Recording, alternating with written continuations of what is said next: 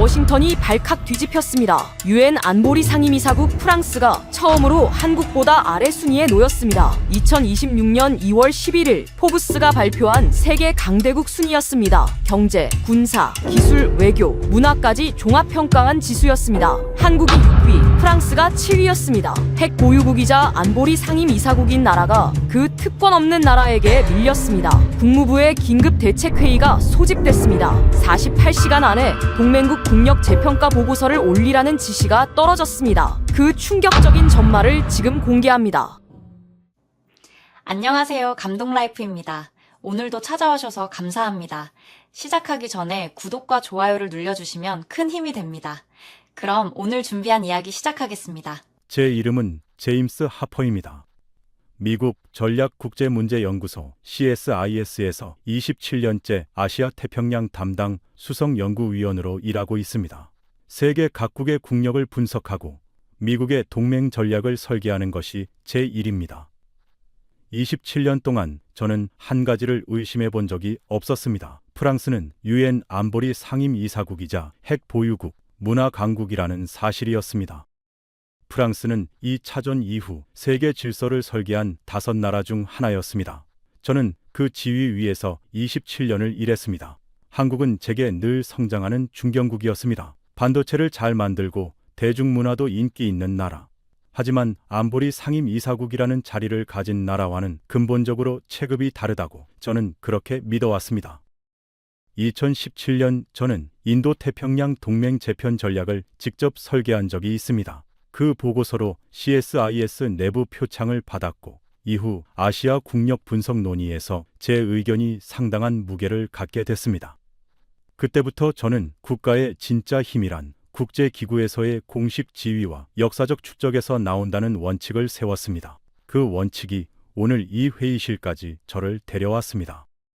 2026년 2월 11일 아침 제 책상 화면에 알림이 떴습니다. 포브스가 발표한 세계 강대국 순위였습니다. 저는 커피를 마시다 말고 화면을 들여다봤습니다. 6위 한국, 7위 프랑스. 저는 그 순위를 다시 확인했습니다. 잘못 본 게 아니었습니다. 전체 순위를 다시 살펴봤습니다. 미국, 중국, 러시아, 인도, 독일 다음이 한국이었고 그 뒤로 프랑스, 일본, 사우디아라비아, 이스라엘이 이어졌습니다. 경제 규모, 군사력, 기술혁신, 외교적 영향력, 문화적 파급력까지 종합한 평가였습니다. 저는 그 항목들을 하나씩 짚어봤습니다. 프랑스가 안보리 상임이사국이자 핵 보유국이라는 사실은 변하지 않았습니다.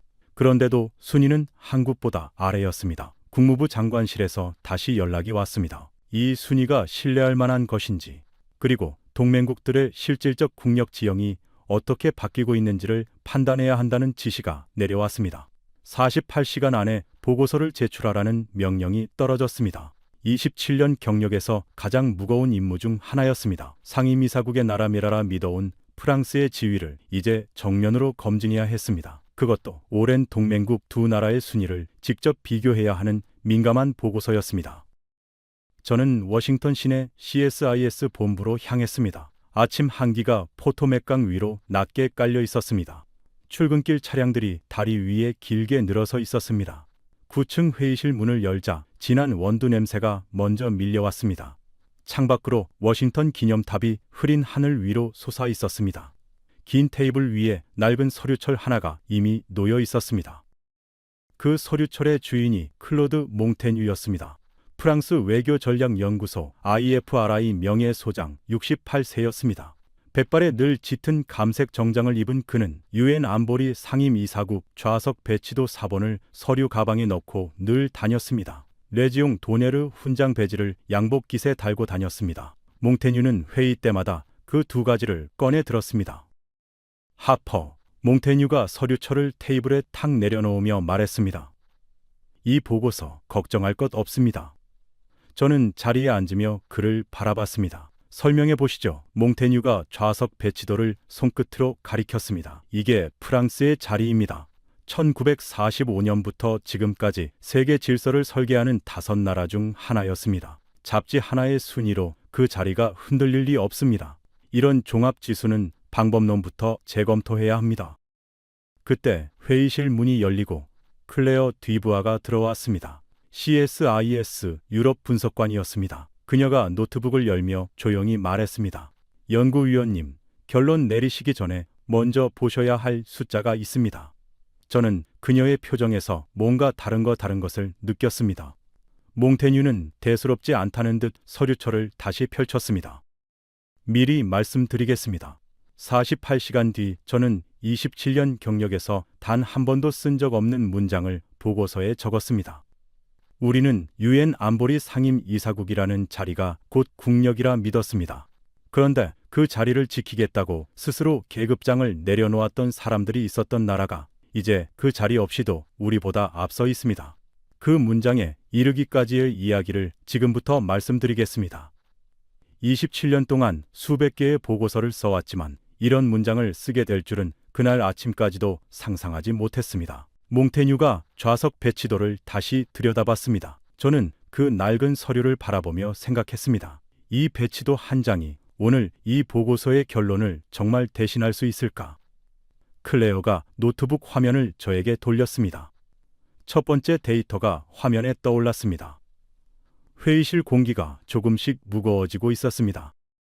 몽테뉴가 좌석 배치도를 다시 매만지며 말을 이었습니다. 숫자 하나로 판단하면 안 됩니다. 우리가 보는 건 국제 질서 안에서의 지위입니다. 저는 그 말을 들으며 창밖을 바라봤습니다. 포토맥강 위로 아침 안개가 조금씩 걷히고 있었습니다. 몽테뉴가 넥타이를 고쳐매며 계속했습니다. 첫 번째입니다. 몽테뉴가 손가락을 하나 폈습니다. 안보리 상임이사국입니다. 세계에서 이 지위를 가진 나라는 단 5입니다. 거부권을 가진 나라와 갖지 못한 나라는 근본적으로 체급이 다릅니다. 종합지수 하나로 이 차이를 뒤집을 수는 없습니다. 저는 그 말을 반박하기 어려웠습니다. 안보리 상임이사국의 지위가 국제 정치에서 갖는 무게는 실제로 부인할 수 없는 사실이었습니다. 저는 커피잔을 손에 쥔 채 고개를 끄덕였습니다.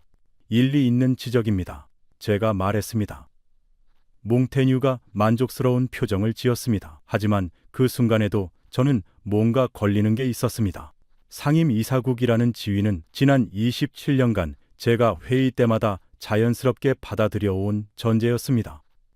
그런데 그 지위라는 것이 오늘의 종합 국력 순위와 정확히 어떤 관계에 있는지 저는 그때까지 깊이 따져본 적이 없었습니다.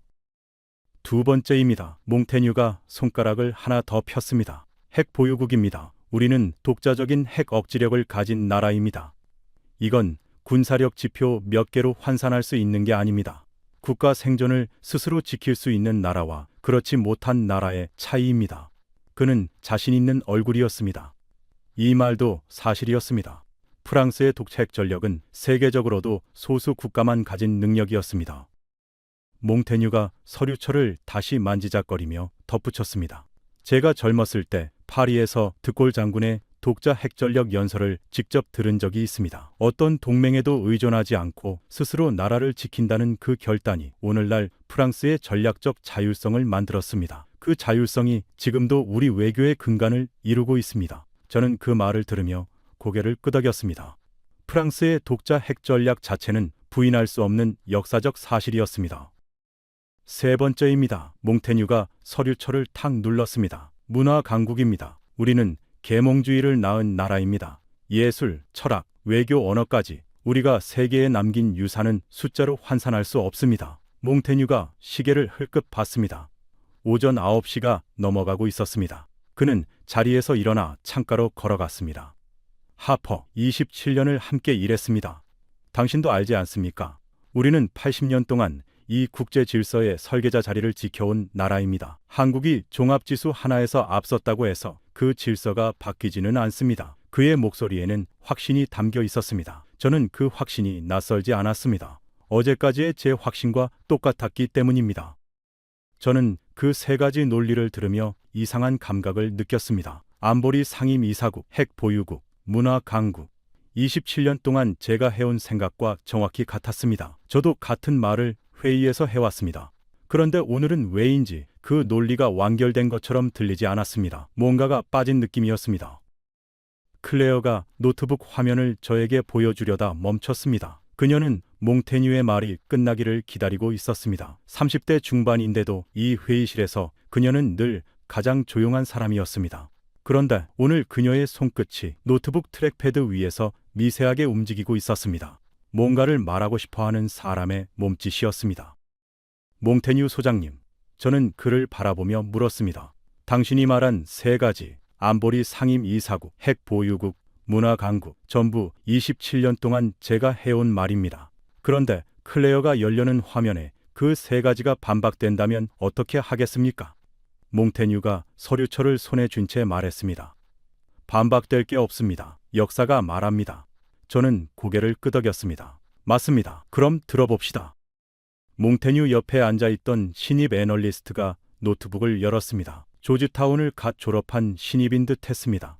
감색 재킷에 안경을 쓴 그는 몽테뉴를 바라보지 않고 화면만 들여다보고 있었습니다.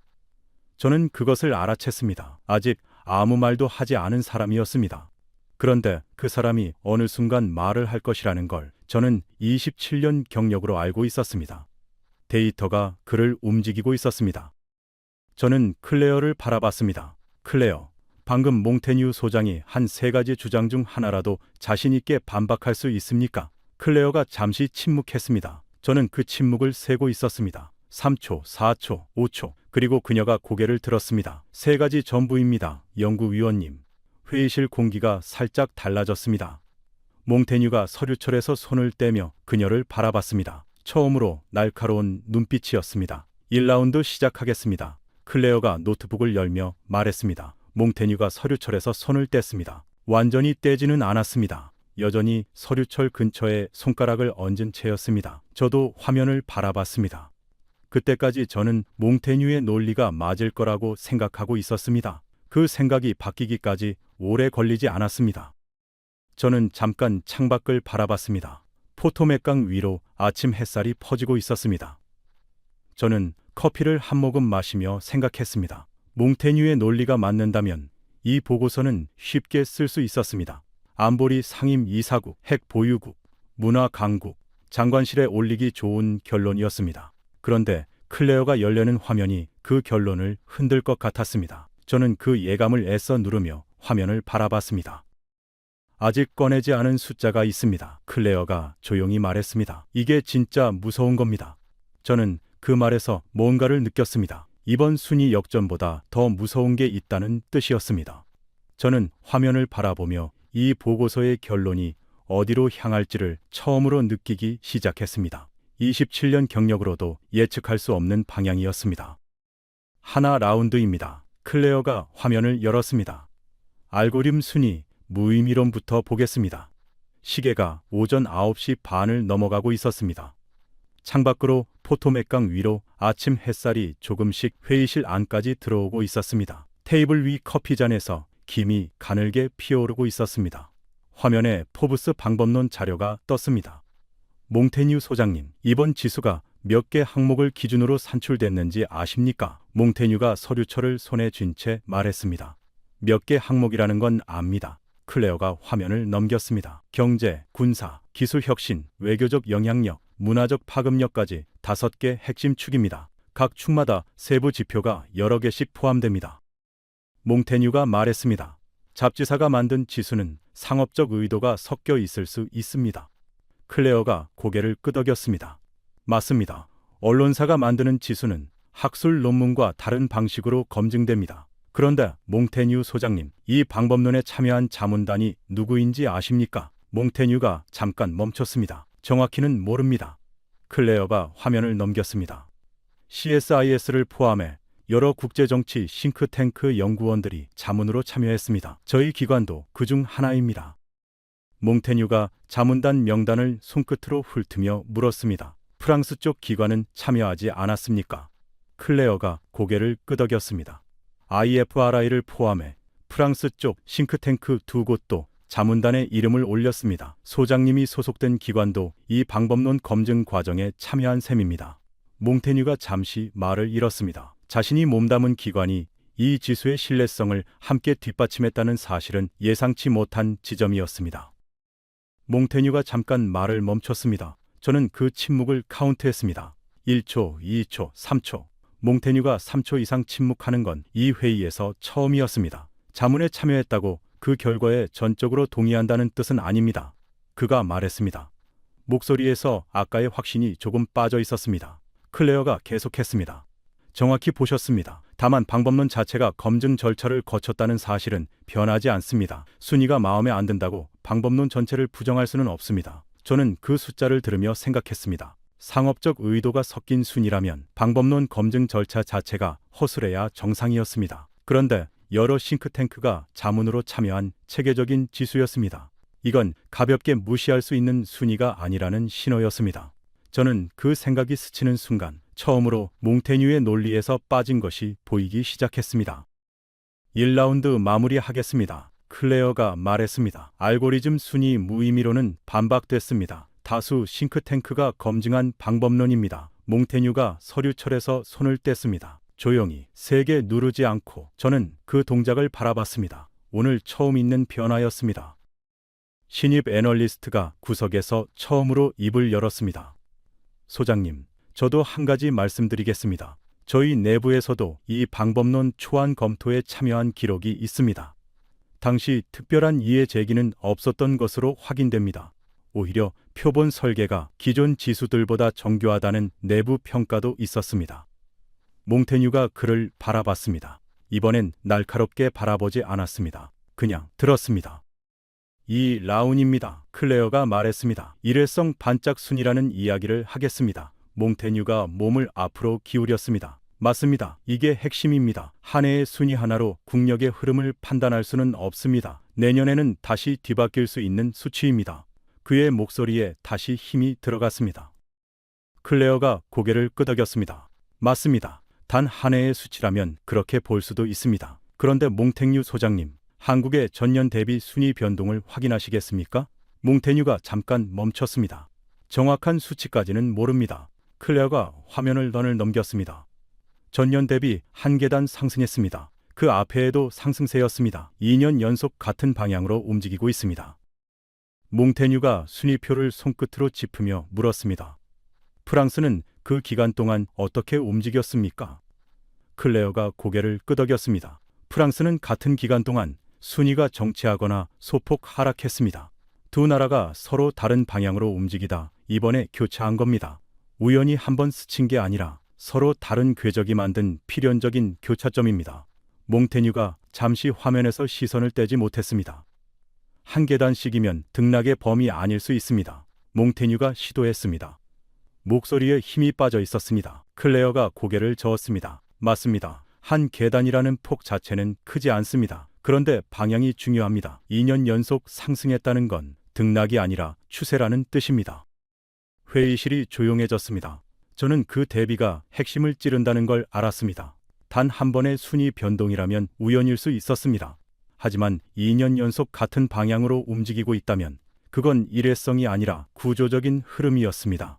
저는 그 사실을 오늘 처음으로 다른 각도에서 보고 있었습니다. 27년 동안 국력 지표를 다뤄온 감각으로도 두 나라가 서로 다른 방향으로 2년을 움직인 끝에 만난 이 교차점은 우연으로 치부하기엔 지나치게 뚜렷했습니다.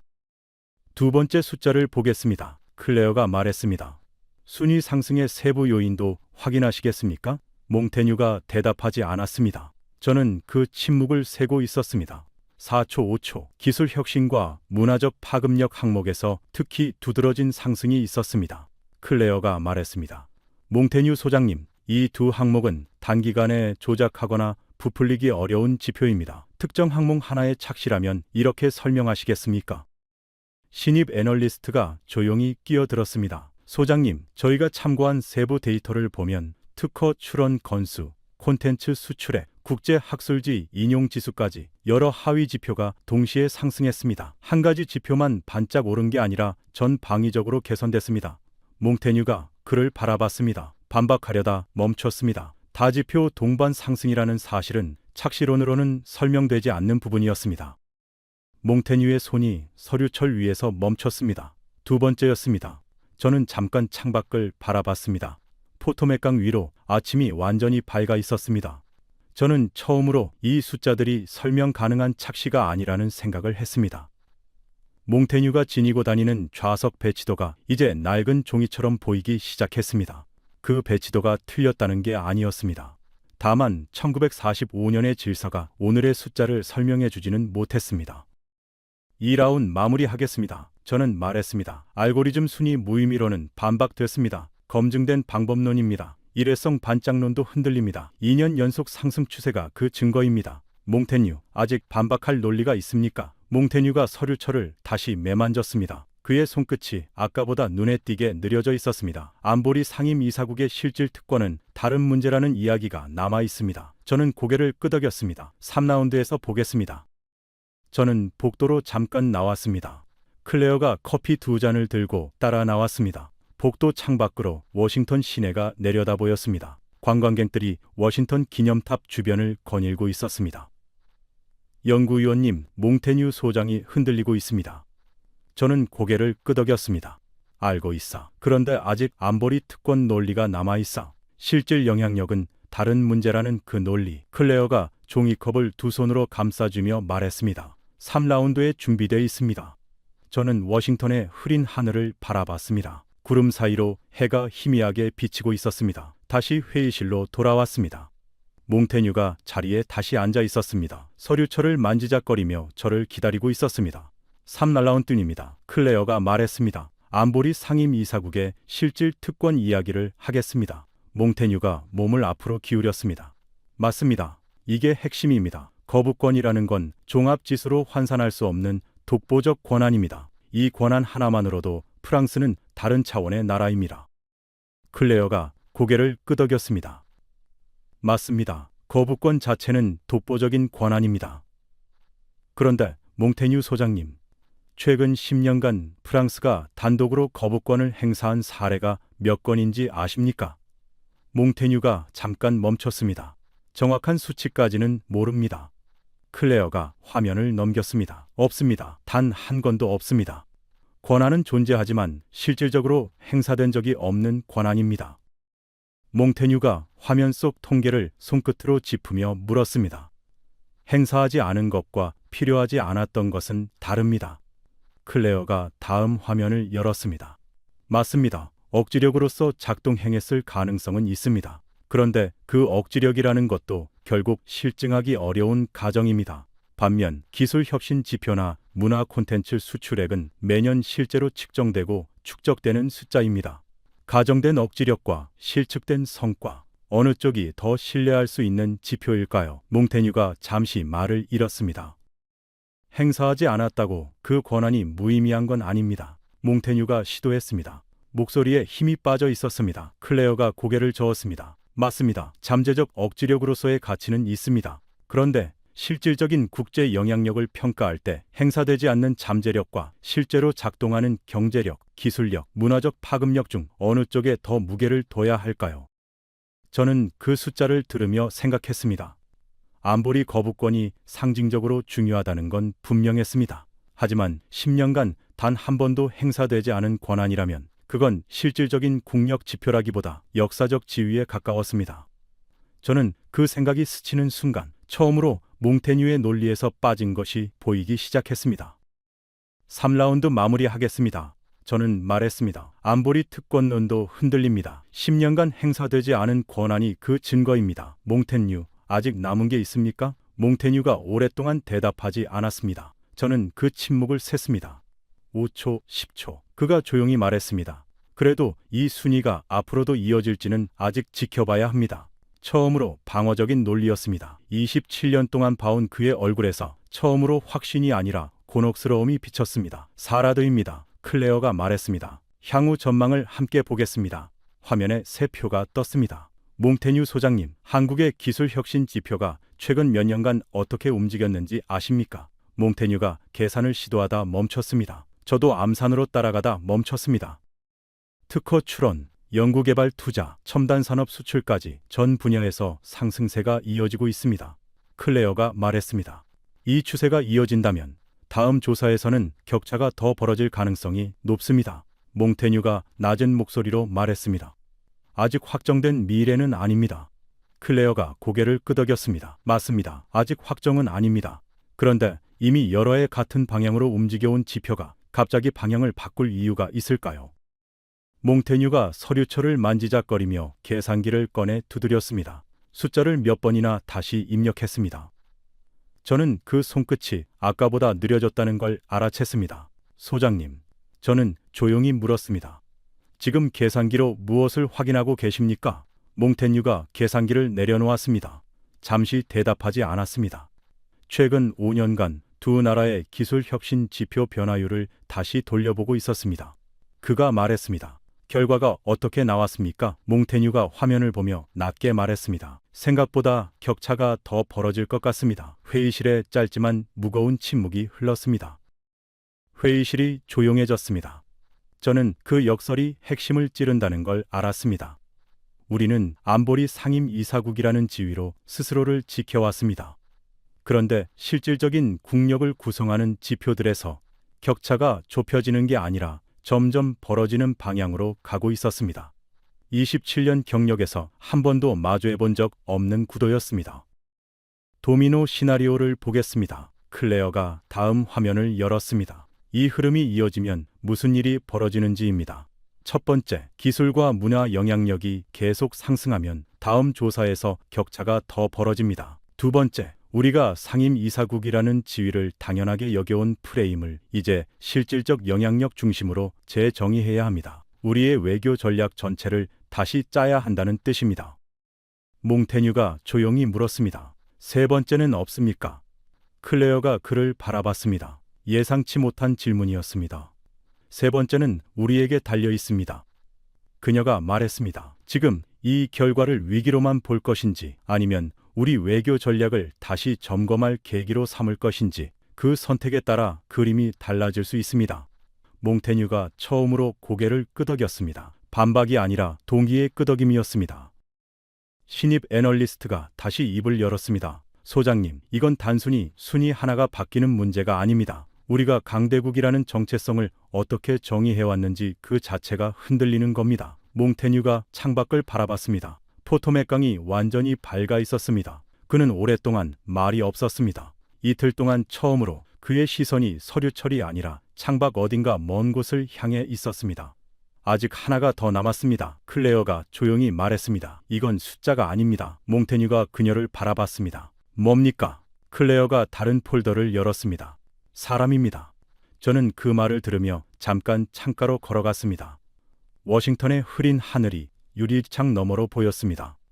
저는 그 하늘을 바라보며 27년 경력에서 처음으로 다른 질문을 해봤습니다. 우리가 상임 이사국이라 믿어온 그 자부심이 정말 우리가 서 있어야 할 자리였는가? 저는 그 질문을 스스로에게 던지며 지난 27년을 되짚어봤습니다.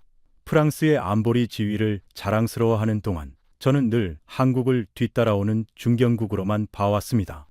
같은 무대에서 함께 경쟁할 수 있는 상대라는 생각은 해본 적이 없었습니다. 그런데 오늘 이 회의실에서 그 생각 자체가 조금씩 다른 모양으로 보이기 시작했습니다.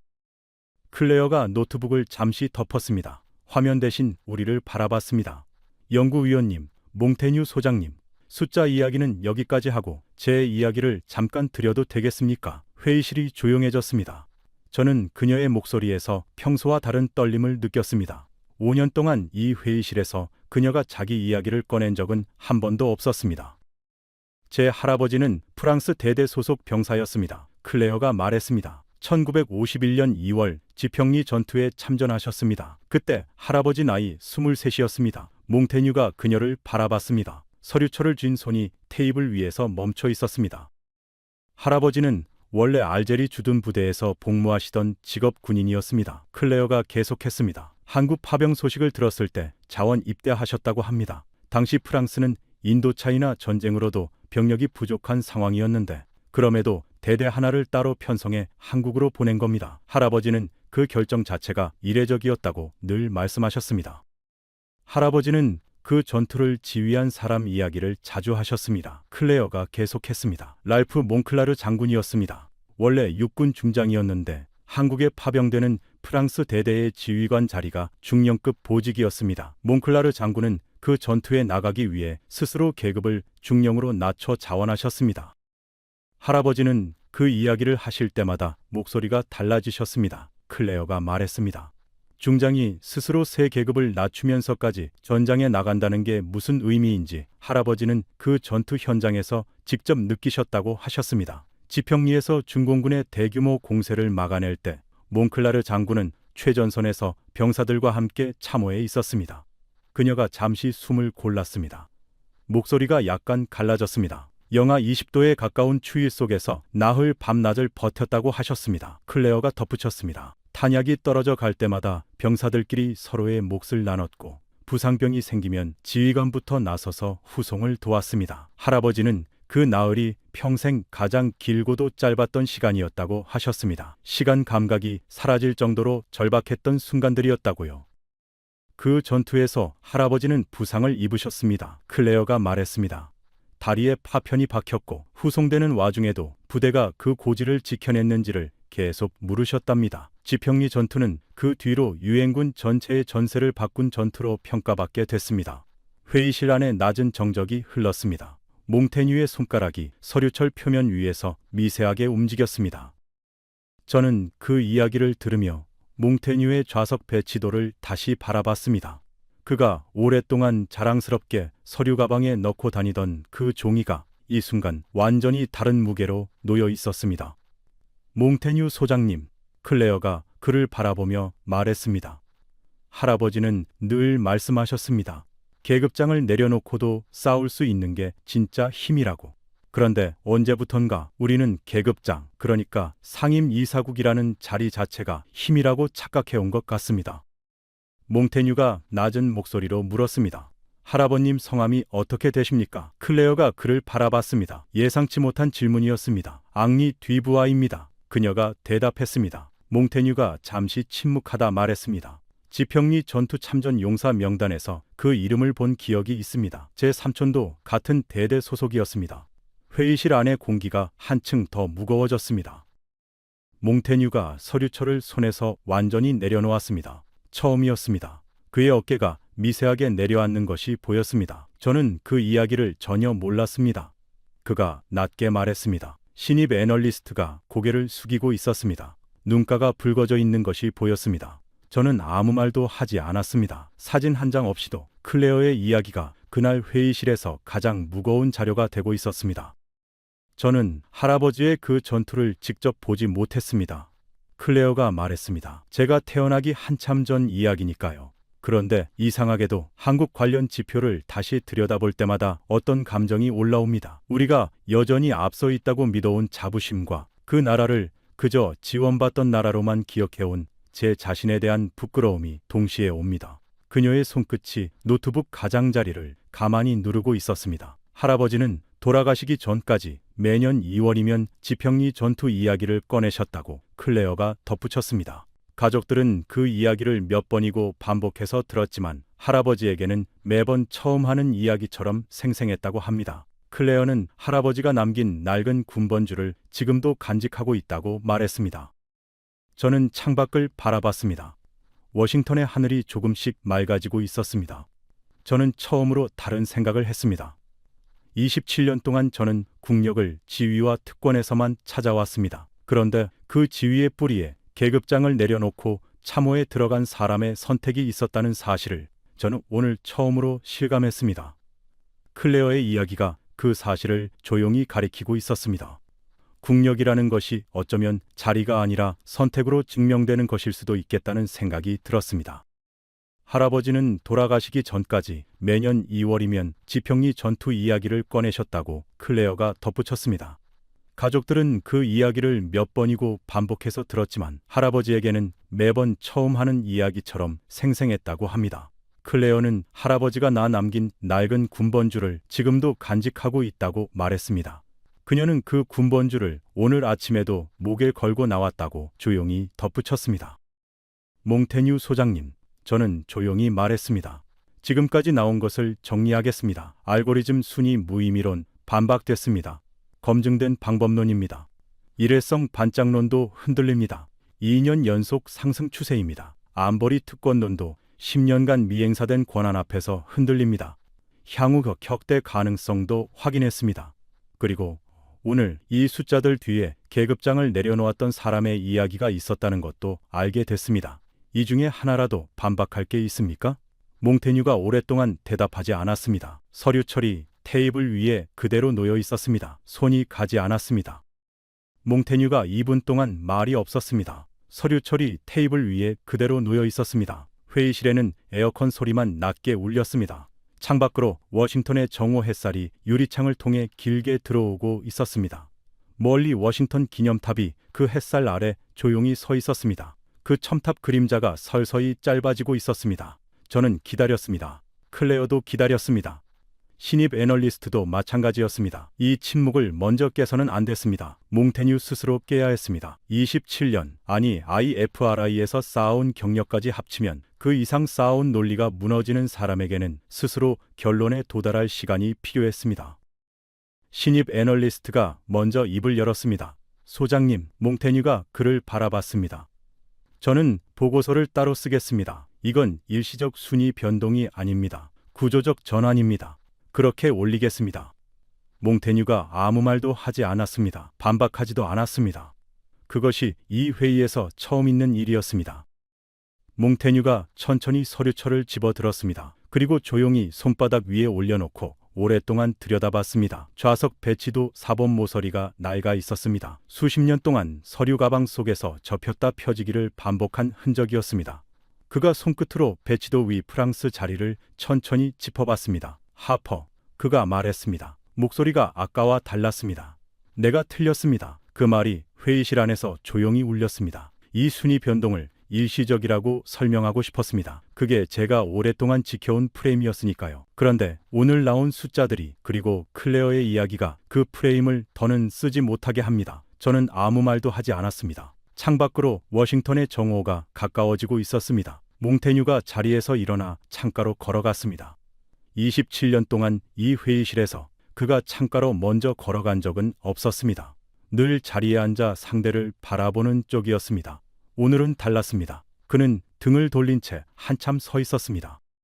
저는 이 배치도를 오랫동안 자랑스럽게 지니고 다녔습니다. 몽테뉴가 등을 돌린 채 말했습니다. 우리가 세계 질서의 설계자라는 증거라고 생각했습니다. 그런데 오늘 처음으로 그 지위가 영원한 것이 아니라 계속 증명해야 하는 것일 수도 있다는 생각이 듭니다. 그리고 계급장을 내려놓고 참호에 들어갔던 사람들이 있었다는 것도요. 저는 그 말을 들으며 처음으로 몽테뉴가 옳다고 생각했습니다. 그가 다시 자리로 돌아와 앉았습니다. 27년 동안 봐온 그의 얼굴이었지만 오늘은 처음 보는 표정이었습니다. 제 아버지가 저한테 늘 말씀하셨습니다. 몽테뉴가 말했습니다. 프랑스는 세계가 우러러보는 나라라고. 저는 그 말을 평생 자부심으로 삼고 살았습니다.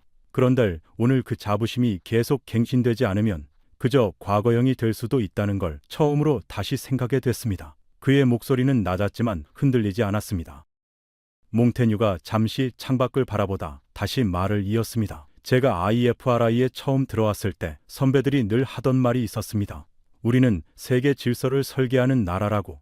그 말에 저는 평생 자부심을 느끼며 살았습니다. 그런데 클레어의 할아버님 이야기를 듣고 보니 질서를 설계하는 일과 그 질서 안에서 안주하는 일이 전혀 다른 일이었다는 걸 깨달았습니다. 어쩌면 저는 그 둘을 하나로 착각하고 있었는지도 모릅니다. 신입 애널리스트가 고개를 끄덕이며 조용히 그를 바라봤습니다. 저는 보고서 결론을 열었습니다. 타이핑하기 시작했습니다. 2026년 한국 세계 강대국 순위 역전 -1인 분석 및 동맹 전략 첫 줄 결론을 썼습니다. 이번 순위 역전은 일회성 통계 오차가 아닌 기술 혁신, 문화적 파급력 항목의 지속적 상승에 따른 구조적 결과임. 안보리 상임이사국 지위의 실질적 영향력 재평가 필요. 타이핑을 멈추고 잠시 화면을 바라봤습니다. 27년 동안 수백 개의 보고서를 써왔지만 오늘처럼 손이 무게 느껴진 적은 없었습니다. 그리고 마지막 줄을 썼습니다. 우리는 UN 안보리 상임 이사국이라는 자리가 곧 국력이라 믿었습니다. 그런데 그 자리를 지키겠다고 스스로 계급장을 내려놓았던 사람들이 있었던 나라가 이제 그 자리 없이도 우리보다 앞서 있습니다. 몽테뉴가 화면을 읽었습니다. 마지막 줄은 보고서 문체가 아닙니다. 저는 고개를 끄덕였습니다. 맞습니다. 그런데 틀린 말도 아닙니다. 몽테뉴가 잠시 생각하더니 말했습니다. 남겨두십시오. 그는 창가에서 돌아서며 클레어를 바라봤습니다. 고맙습니다. 그가 말했습니다. 짧은 두 마디였지만 27년 동안 함께 일한 제가 처음 듣는 종류의 말이었습니다. 클레어가 긴 숨을 내쉬었습니다. 저는 그녀를 바라봤습니다. 잘했습니다. 제가 말했습니다. 할아버님 관련 자료가 있으면 저희 아카이브에도 남겨주세요. 그녀가 잠깐 멈추더니 고개를 끄덕였습니다. 네, 그렇게 할게요. 그녀의 목소리가 약간 떨렸습니다. 저는 보고서 저장 버튼을 눌렀습니다. 국무부 제출용 파일이 완성됐습니다. 48시간 중 아직 이상 시간이 남아 있었습니다. 클레어가 복도로 나가 전화를 거는 모습이 회의실 유리문 너머로 보였습니다.